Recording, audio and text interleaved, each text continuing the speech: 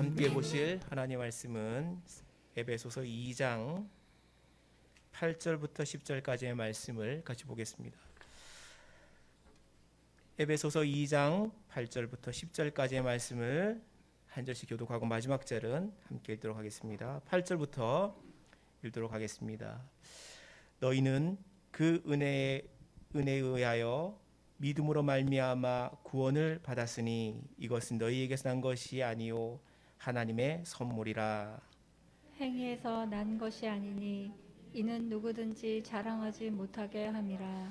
우리는 그가 만드신 바라 그리스도 예수 안에서 선한 일을 위하여 지으심을 받은 자니 이 일은 하나님이 전에 예비하사 우리로 그 가운데서 행하게 하려 하심이니라. 아멘. 오늘 3월 21일 주일 본문을 가지고 우리는 무엇을 믿는가 세 번째로 믿음으로 이렇게 된다라는 제목으로 함께 말씀을 나누겠습니다. 필립 얀시라는 유명한 기독교 작가가 있습니다. 그 사람이 쓴 놀라운 하나님의 은혜라는 책을 보면 이런 일화가 기록되어 있습니다. 영국에서 열렸던 일인데요. 비교 종교학 회의라는 게 있습니다. 각 종교의 학자들이 모여서 종교를 서로 토론하고 그리고 통합하는 과정을 그 일에서 거칩니다. 그런 여러 학자들, 불교 학자들, 기독교 학자들, 힌두교 학자들, 무슬림 학자들이 모여서 얘기하는데 특별히 그 해의 회의의 주제가 기독교 신앙이 가진 독특성은 무엇인가라는 제목이었습니다. 이 말이 다시 말하면 다른 종교에 비해 기독교가 특별한 게 뭐냐는 겁니다. 이 물음은 대단히 중요합니다. 왜냐하면 특별한 거 없는 기독교다, 개신교다. 그러면 다른 것과 차이가 없기 때문에 누구나 다른 것을 믿어도 선택할 권리가 생기는 거죠. 그런데 만약에 기독교 신앙, 하나님의 말씀이 다른 종교와 다른 독특한 무언가, 그들과 다른 무언가가 있다면 이야기는 전혀 달라지는 것입니다. 그 주제에 대해 어떤 학자들이 말을 합니다. 하나님이 인간의 육신을 입고 이 땅에 왔다라고 하는 성육신, 이것이 기독교 신앙의 독특함이다.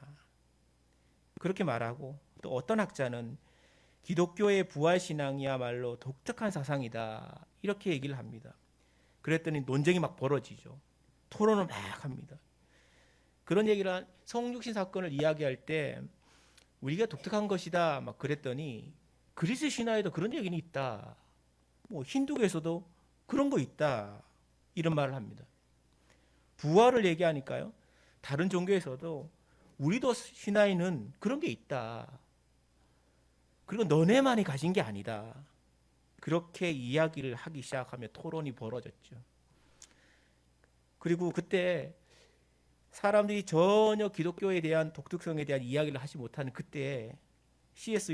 루이스라는 기독교 20세기 변증가 그 교수가 기독교 신앙의 독특성은 단 한마디로 설명할 수 있다. 그러며 은혜다 이렇게 말했습니다. 은혜라 함은 받을 자격이 없는 전혀 없는 사람들에게 일방적으로 베풀어지는 호의, 그것이 은혜입니다.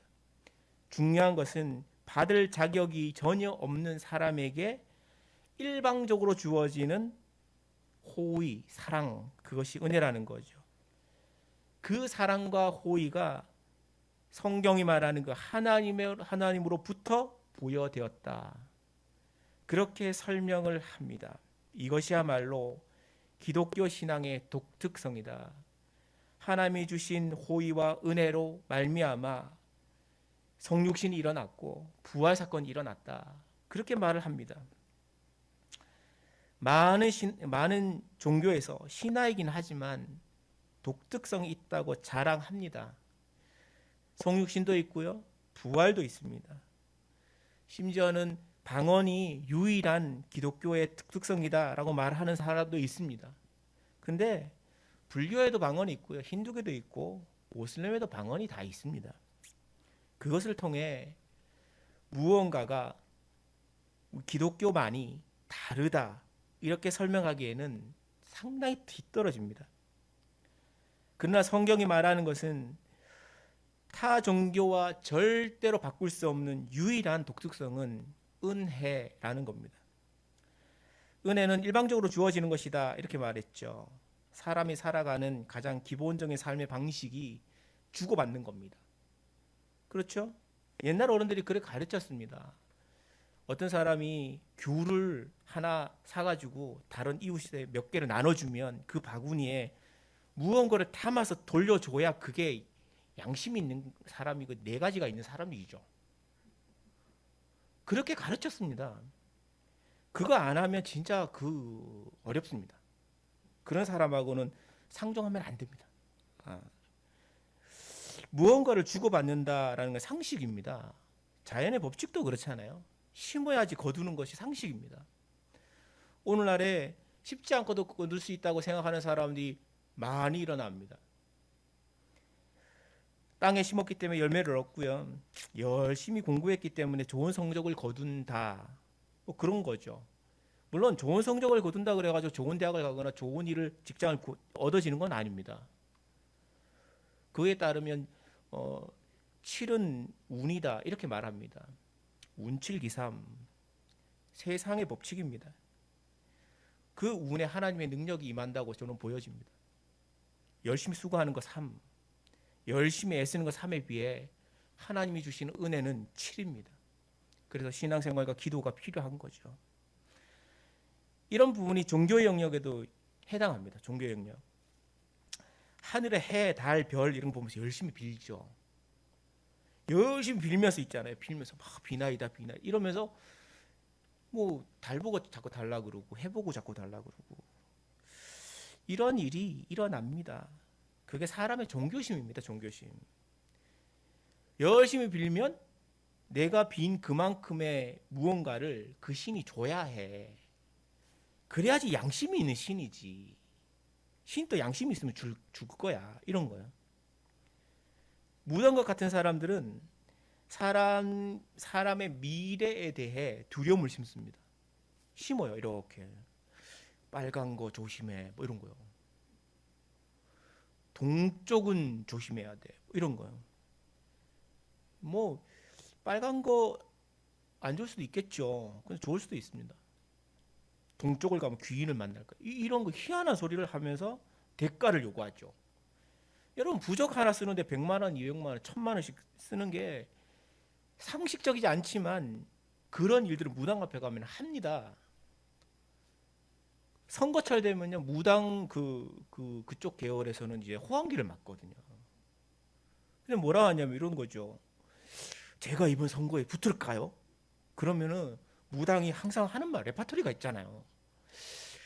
아슬아슬하게 떨어지는데 그러면 이제 쫄거든요. 쫄면 그 다음에 대안을 얘기합니다. 어떻게 하면 될까요? 부적 한번 써봐.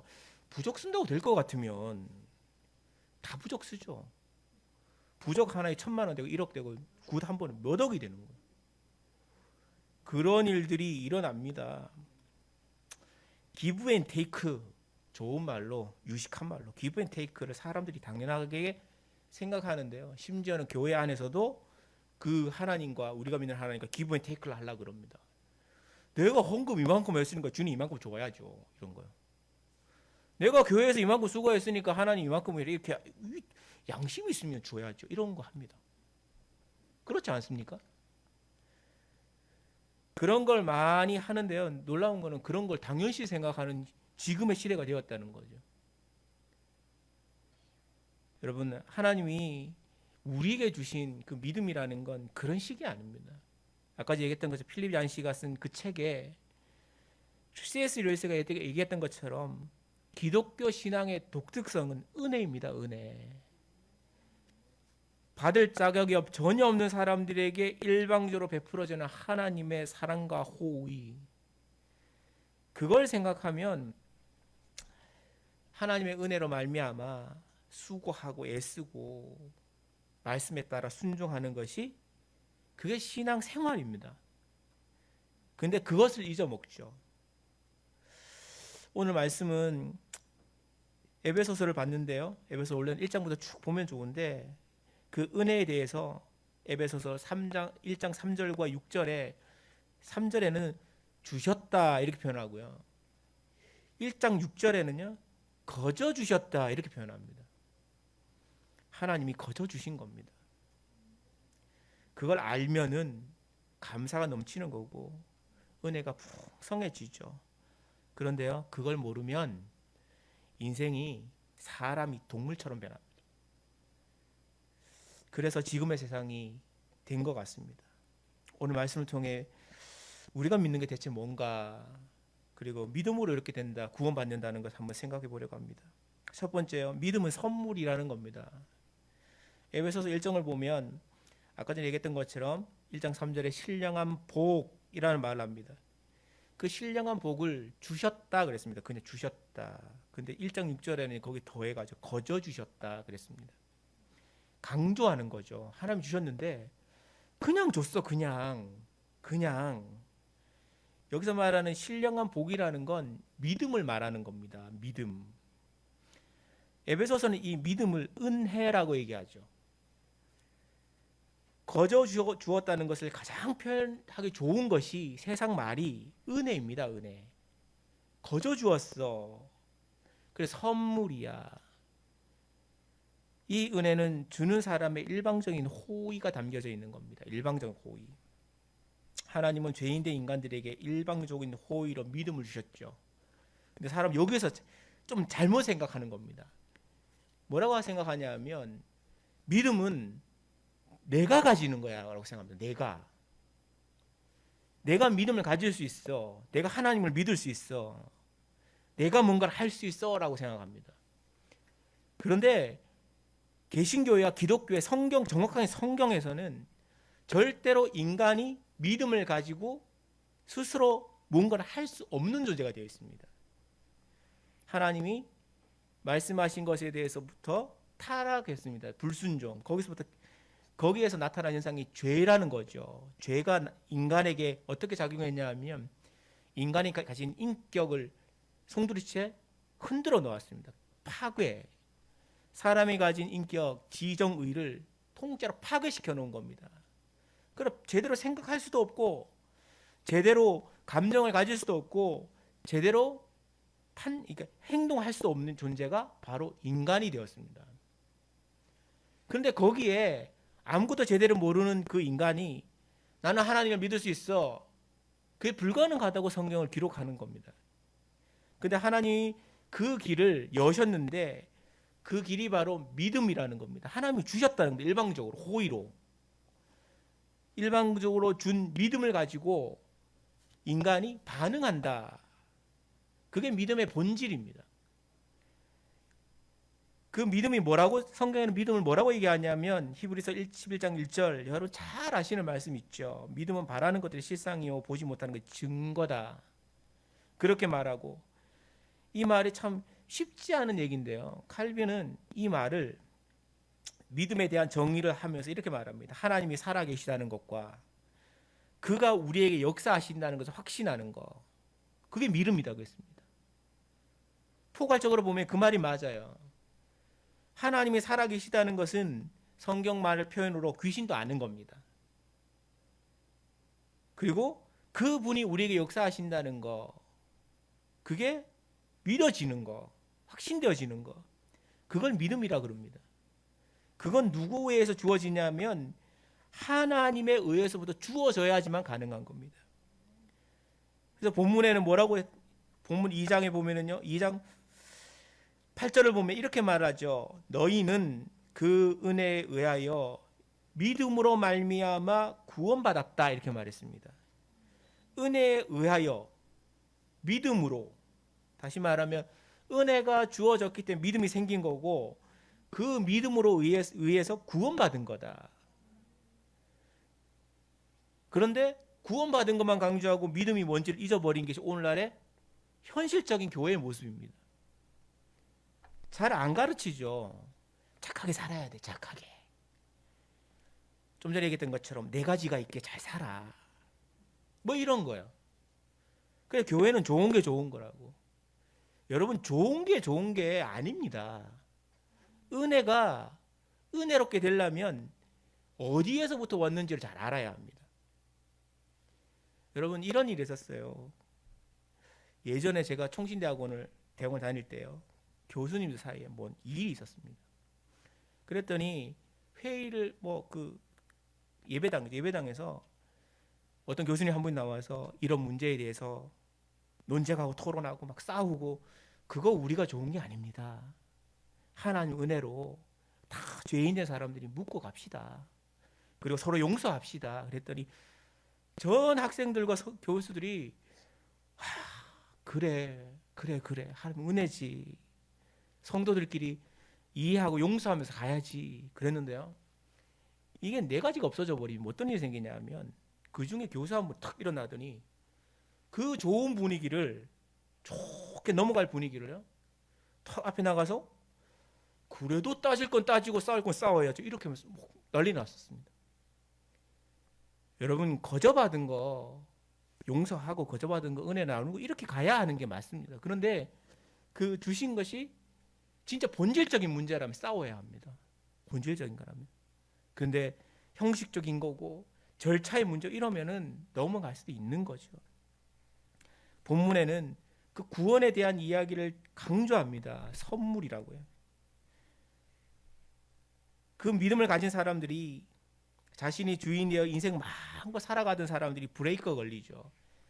내 마음대로 내 뜻대로 내 생각대로 사는 사람들이 하나님이 살아계시구나.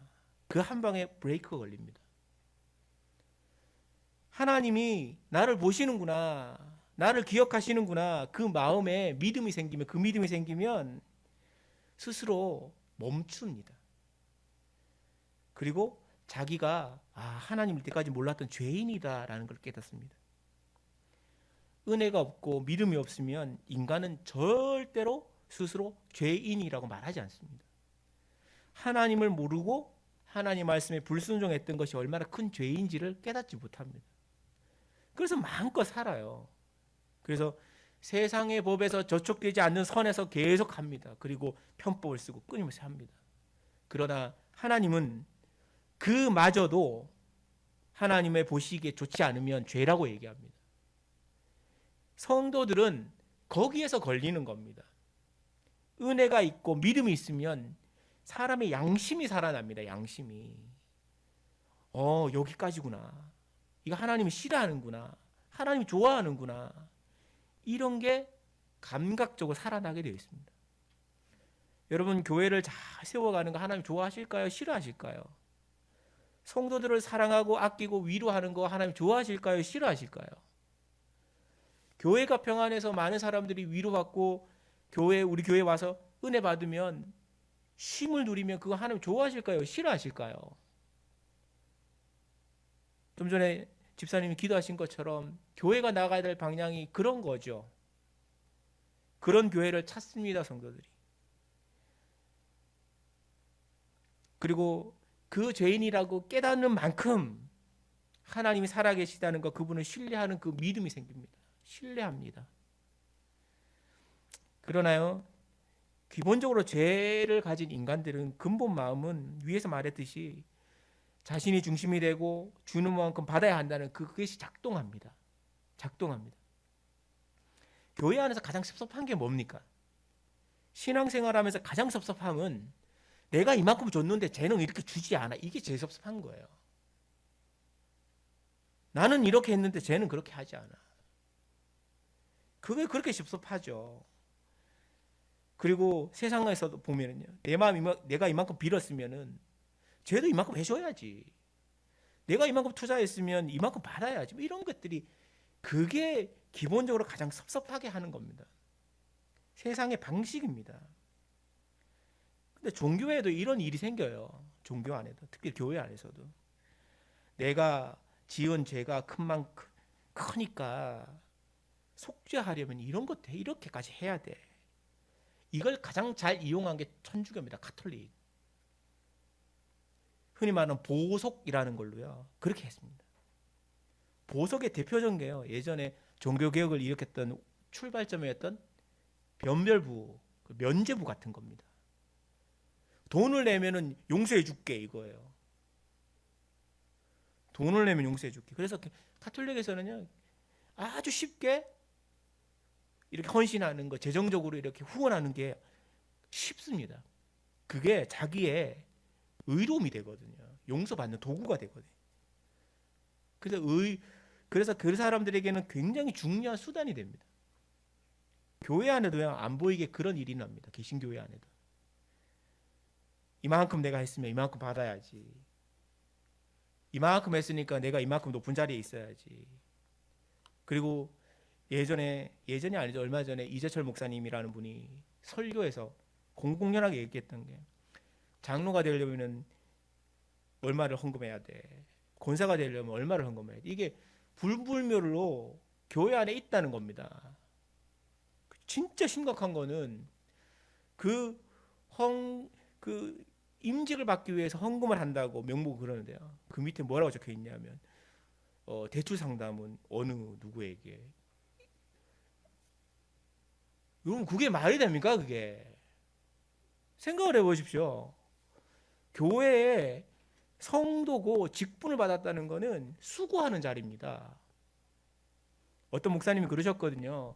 처음에 한 2년은 새신자가 들어왔을 때요. 2년은 그냥 최고로 대여해 준다는 거예요. 아무것도 안 시키고 그냥 잘 먹고 잘 놀고 막. 그런데 2년쯤 지나고 물어본다는 거예요.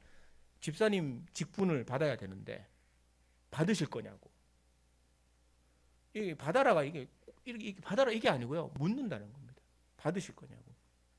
그리고 받는다라고 말을 하면 그때부터 마구잡이로 일을 시킨다는 거예요. 교회 안에. 불러가지고 이거 하세요. 저거 하세요. 근데 집사 직분 안 받는다 그러면 안 시킨다는 거예요. 아예. 직분은요. 더 낮은 자리에서 섬기라고 직분을 주는 겁니다. 근데 더 낮은 자리에서 직분을 주는데 돈도 내. 의무적으로. 그 교회에서 그렇게 얘기하더라고요. 그 목사님이 했던 말이 장로님 되는데 5천만 원이요? 그게 말이 됩니까? 그게 5천만 원 내고 누가 저희가 가지고 식기 설거지하고 있잖아요. 청소하고 그러겠어요. 5천만 원 냈으면 뭐 주먹 받아야죠. 안 그런가요? 그게 교회 안에서 이 통용이 된다면 그 심각한 문제인 겁니다. 교회 안에서 주신 하나님 은혜가 감사해 더 섬기고 더 수고하고 애쓰면 교회는 그걸로 통해 더 깊은 감사가 나타나야 되는 겁니다. 그 성도들한테 감사하고 하나님 은혜에 대해서 감사하고. 그런데요 교회 안에 그런 일들이 부지기수로 일어나지 않는다면 점검을 해야 되는데 뭘 점검하냐면 이게 교회인가 이렇게 점검을 해야 돼요. 이게 교회인가? 하나님의 백성이고 구원받았던 성도들인가 구원받은 사람 맞나 안 맞나 그거 점검하셔야 됩니다. 여러분 교회에서 교회 안에서 은혜로 신앙생활을 하는 사람이 있고 종교생활을 하는 사람이 있습니다. 교회 아니라고 다 성도가 아니에요. 믿는 사람이 아니고. 근데 우리는 다 믿는 사람이라고 착각합니다. 교회 안에서 어떤 일이 일어나는지 아세요? 사도행전 8장에 보면요 이런 일이 있습니다. 베드로가 사마리아에 가서 복음을 전해요. 그랬더니 막 하나님 능력이 나타나고 막 병든 사람이 일어나고 막 그런 막 일어나니까 마술사 시몬이라고 그 사마리아에서 존경받는 사람이 너무너무 신기한 거죠. 마술에서 겨우 이렇게 뭐 존경받는데 베드로와 사도들은 진짜 하는 거죠. 그랬더니 시몬이라는 그 마술사가 베드로를 찾아와가지고 뭐래요? 돈을 턱 주면서 내가 돈 줄 테니까 그 권능을 내한테 좀 팔아. 뭐 이런 거였습니다. 여러분 세상 사람들이 그렇게 할 수 있습니다. 교회 안에도 그런다는 거예요. 내가 헌금했으니까 하나님 내게 복을 주세요. 내 헌금 이만큼 했으니까 하나님 우리 가정 가운데 은혜 주세요. 이런 거예요. 헌금은요 드려지는 것은 삶에서 감사가 넘치기 때문에 드려지는 겁니다. 그거 아니라면 안 하시는 게 맞아요. 헌금해놓고 내 거라고 주장하고 있잖아요. 실제로 미국에서 그런 일이 있었습니다. 헌금을 하고 난 다음에 11조 하면 복 받는다 그러니까 헌금을 했어요. 하고 난 다음에 뭐 3년치인가 5년치를 계산을 했는 거죠. 그 사람이 주판을 튕겼어요. 죽판 튕겨보니까 복을 받는다는데 복이라는 말은 그만큼 투자를 해서 받는 게 복이거든. 죽판 튕겨보니까 낸만큼 안 들어온 거예요. 그래서 어떻게 한 줄 아세요? 교회에 고소했어요. 교회를. 어떤 명목으로 해? 사기로요. 목사가 사기쳤다는 거야. 이만큼 헌금했으면 이만큼 복 받는다는데 왜 우리는 안 그래? 주판 튕겨보니까 아니던데 뭐 이런 거. 교회 안에서 실제로 일어나는 겁니다. 그게. 그럴 것 같으면 헌금 안 하는 게 맞습니다. 믿는 사람이 하나님 은혜로 이거 하나님 주셨습니다라는 고백으로 11조 하는 거, 감사한 거 많은 거고 그렇게 하는 겁니다. 근데 그게 아니라면 성도님 얘기하지만 안 하는 게 맞습니다. 그것이 죄인된 인간의 본성입니다. 그게. 그러나 하나님의 백성들은, 하나님 은혜를 누리는 사람들은 하나님께서 당신의 백성에게 주시는 믿음을 가지고, 값없이 주시는 선물 가지고, 아, 하나님의 능력이구나, 그렇게 살아갑니다. 믿음이라는 건요, 하나님이 주시는, 값없이 주시는 호의입니다. 호의. 그걸 기억하셔야 됩니다. 믿음을 가지고 교회 생활을 하는 겁니다. 신앙 생활을. 두 번째요, 은혜는 예수님을 온전히 믿게 한다라는 겁니다. 하나님께서 죄인된 사람들에게 찾아와 믿음을 선물로 주셨습니다. 하나님은 그 믿음 가지고 있는 사람을 의롭다고 한다고 했습니다. 의롭다. 여기서 말하는 의롭다, 그리고 성경에 로마서 같은데 의라는 말이 자꾸 등장을 하는데요. 이걸 보면 영어에는 의로움, 이걸 righteousness, 발음 이상해도 이해하시고, 제가 딸리니까요. righteousness 이렇게 표현합니다. 그리고 독일어를 보면요, 게리시스카이트라고 하거든요. 어쨌든 간에 그런 겁니다. 근데 이 두 말이 동일한 말인데 이게 일상에서는 뭘로 번역이 되냐면 옳음, 올바름 이렇게 번역이 됩니다. 근데 요게 참 좀 재밌는 게 법에도 이 말이 쓰이거든요. 법에도 쓰이는 법적인 차원으로 이렇게 넘어가면 뭐라고 번역이 되냐 하면은 뭐라고 번역될까요? 무죄로 번역됩니다. 무죄. 유죄 무죄 할 때요. 무죄라고 번역이 됩니다.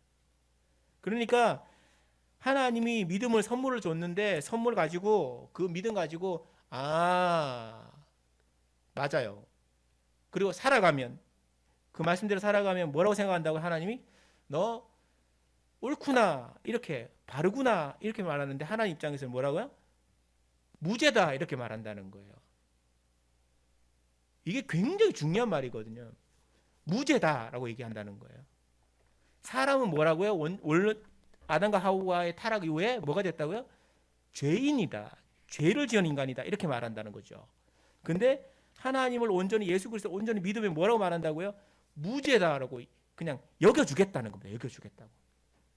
무죄 되었다가 아니고 하나님이 그냥 무죄하다고 그냥 그렇게 눈 감아줄게 이렇게 말한다는 거예요. 여러분 이건 굉장히 중요한 말입니다. 그래서 하나님은 인간이 뭘 해가지고 믿음을 가졌어 이걸 원하지 않는 겁니다. 할 수 없도록 만들어 놓은 거죠. 하나님이 믿음을 줘서 하나님이시구나. 그리고 믿으면 무죄하다 이렇게 가는 거죠. 이 의라는 말이 있잖아요. 의로움, 의롭다 이런 말을 구체적으로 등장하는 게 창세기 15장입니다. 근데 창세기 15장을 보면 잘 아시는 것처럼 아브라함이 하나님께 약속받는 장면이 나오죠. 아들을 줄게. 하나님 믿었어. 아브라함 믿었어. 그의 의로 여기셨다. 이렇게 말합니다. 근데 이걸 좀 그것만 이해를 하면 아브라함은 대단한 사람이야. 믿었으니까 이런데요. 14장부터 시작해서 보면은 아브라함이 대단하지 않다는 거, 그리고 또 한편으로는 하나님이 얼마나 대단한 분인지를 알 수가 있습니다. 창세기 14장을 보면은 흔히 성경에서 말하는 대로 가나안 남북 전쟁이라는 게 벌어집니다. 엘람 동맹국 4개국, 도시 4개국과 사해 주변에 있는 5개국의 도시 국가 사이에 전쟁이 벌어집니다. 그때 아브라함의 조카였던 롯이 잡혀가죠. 잡혀가는데 도저히 봐주지 못하는 거죠. 아브라함이 조카가 잡혀가니까. 그랬더니 아브라함이 길렀던 사병을 300여 명을 데리고 몰래 밤에 쳐들어갑니다. 쳐들어가서 쑥대밭 만들어 놓고 살짝 롬마 빼가지고 탈출을 합니다. 난리가 나는 거죠. 난리가 나요. 돌아오는 길에 살레마 멜기세덱을 만나가 전리품 11조를 드리죠. 이 말의 의미가 뭐냐면 이거 내가 제대로해서 된 거 아니다. 하나님이 도우셨다. 이 말의 의미입니다. 그리고 멜기세덱은 아브라함의 축복을 합니다. 엘렘 동맹국을 습격해서 조카 롯을 구한 다음에 아브라함은 엘렘 동맹국 언제나 쳐들어올 수 있다는 불안감에 사로잡힙니다. 그렇지 않을까요? 일개 부족장 되는 사람이 4개국 되는 도시국가 연맹체를 건드려 놨어요. 벌집을 쑤신 거죠. 언제 쳐들어와서 죽어도 이상하지 않은 상황이 돼버린 겁니다. 그때 15장 1절에 하나님께서 나타나 아브라함의 첫 마디를 이렇게 시작합니다.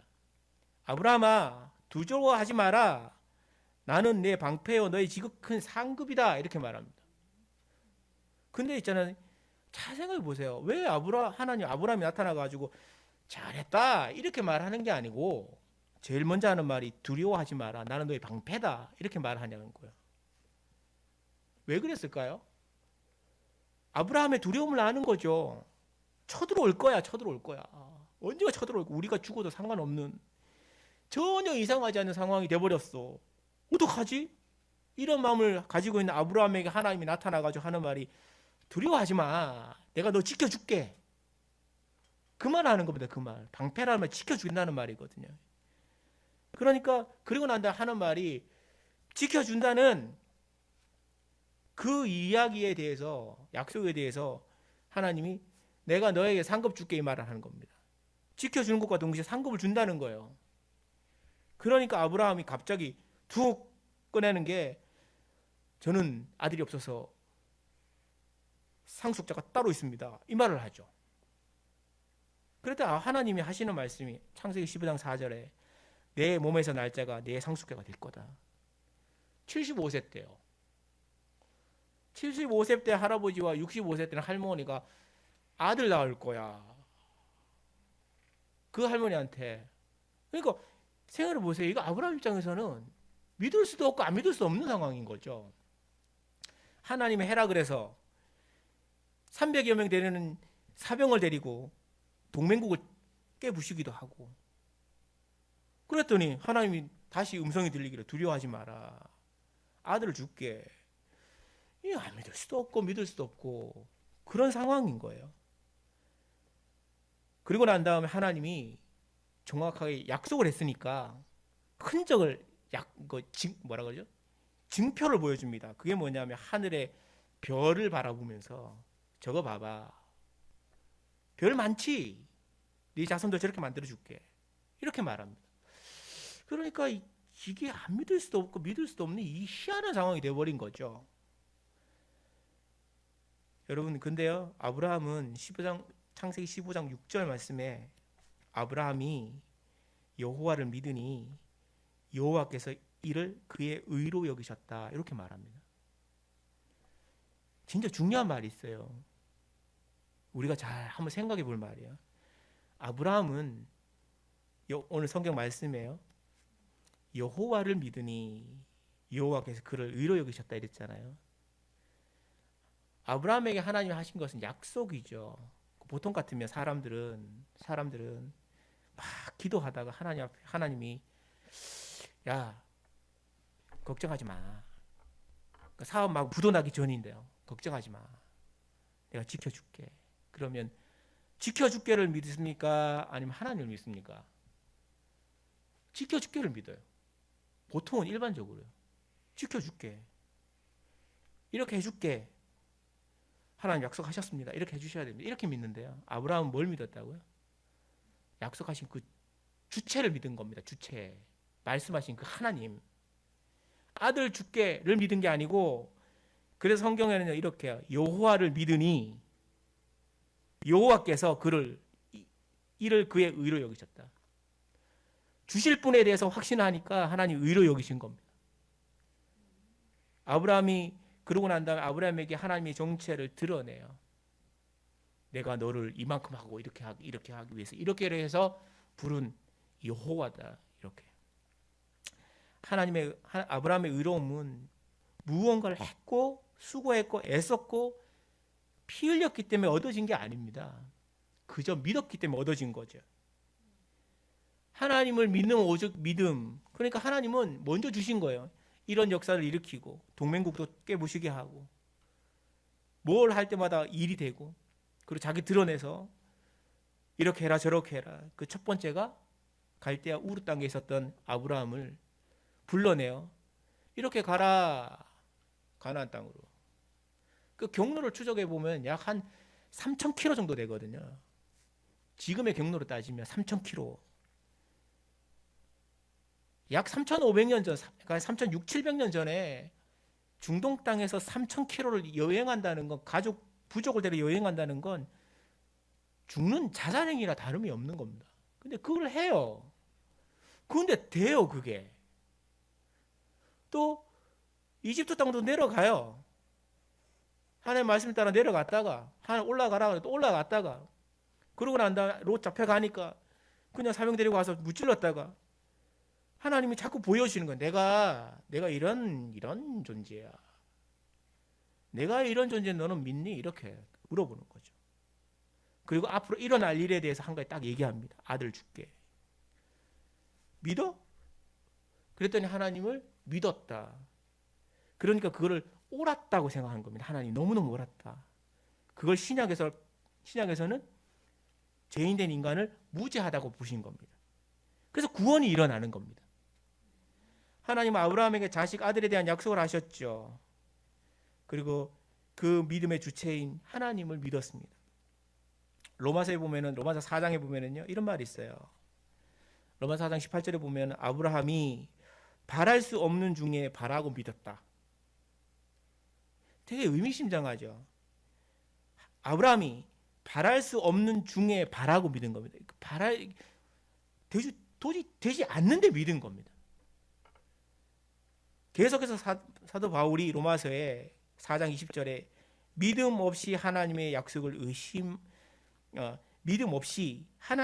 의심하지 않았다. 그러니까 믿음이 있어서 하나님을 온전히 믿었다는 거죠. 그렇게 계속 보면 그에게 의로 여겨졌다 기록된 것은 아브라함만을 위한 거 아니다. 23절에 의로 여기심 받은 우리를 위함이다. 우리. 오늘날의 성도들을 위함이다. 아브라함처럼 믿으면 하나님이 지키신다는 거죠. 교회도 지키고 성도도 지키고 하나님 약속은 반드시 이루어진다라는 것을 이야기하는 겁니다. 또한 하나님이 약속하신 그것을 위해 수고하면 온전히 믿으면 구원에 대한 것들도 이루어진다는 거죠.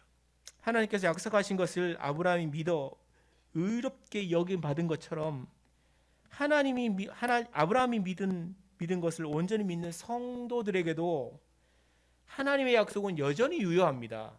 여전히. 아브라함이 약속한 게 뭐예요? 아들 주겠다는 것과 지키겠다는 거 아닙니까? 그리고 17장에 하나님 아브라함의 창세기 17장에 나타나 나는 전능하는 하나님이다. 내 앞에 완전해라. 그렇게 얘기합니다. 아주 유식한 말로요. 나는 전능한 하나님이다. 이 말이에요. 엘샤다이. 못하는 것이 다 하는 하나님이다. 니 나 믿냐? 그럼 그대로 해라.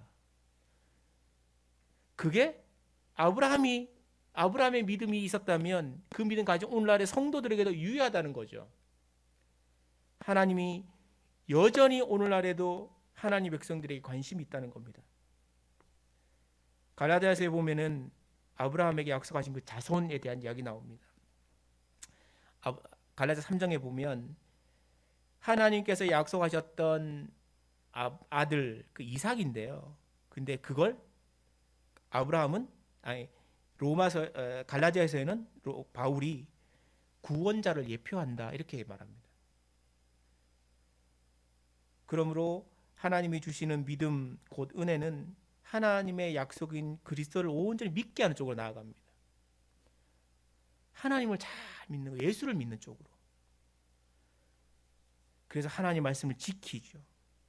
성경은 인간의 구원이 어떤 좋은 일과 행위가 아니라 예수를 온전히 잘 믿는 그 믿음 때문에 가능하다고 말합니다.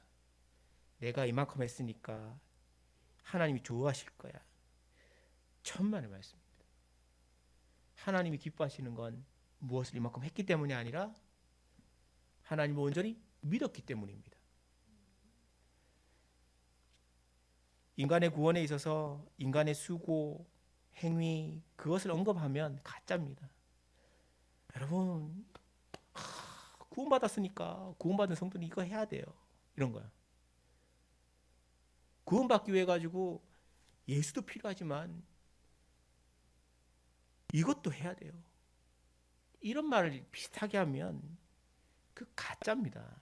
그 구원이 아니고 사기예요, 사기. 종교 사기라고 합니다. 하나님은 분명하게 얘기했습니다. 성경에 믿음으로 의롭게 된다고. 그리고 의인은 믿음으로 말미암아 산다. 그렇게 말했는데 오늘날의 많은 교회들이 교묘하게 예수 잘 믿기 위해 가지고 구원받기 위해서 이거 해야 된다. 구원은 이렇게 해서 된다. 그 결론이 뭡니까? 헌금 많이 하라는 거 아닙니까? 있는 그대로 얘기하면 헌금 많이 하면 교회 안에서도 떵떵거릴 수 있다는 거 아닙니까? 여러분, 그건 교회가 아니죠. 그냥 종교 사기죠.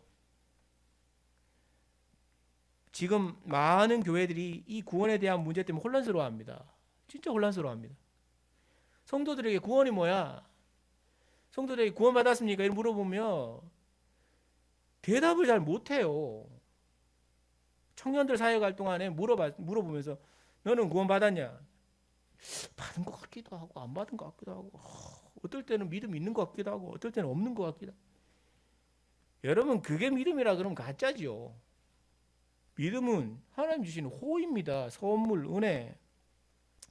교회 다니는 것, 예배 드리는 것 때문에 그리고 헌금 많이 한 것 때문에 구원받았다고 말하면 그건 가짜죠. 예배를 드리고 헌금을 많이 해서 봉사를 많이 했기 때문에 구원받은 게 아닙니다. 믿음을 가진 게 아닙니다. 그런데 반대로요. 믿음 가진 사람은 온전한 예배를 드리기 위해 수고하고 하나님의 받은 것 때문에 감사해서 헌금 드리고 하나님이 주시는 은혜 때문에 봉사합니다. 그게 정상이에요. 이 앞뒤가 바뀌면 이상한 게 된다고요. 냈기 때문에 구원받은 게 아닙니다. 구원받았기 때문에 하는 겁니다. 누구부터 헷갈리면 안 돼요? 목사들부터 헷갈리면 안 되죠. 근데 목사님이 헷갈려요. 많은 목사님들이 그 얘기를 합니다. 진짠가? 내가 헷갈린다.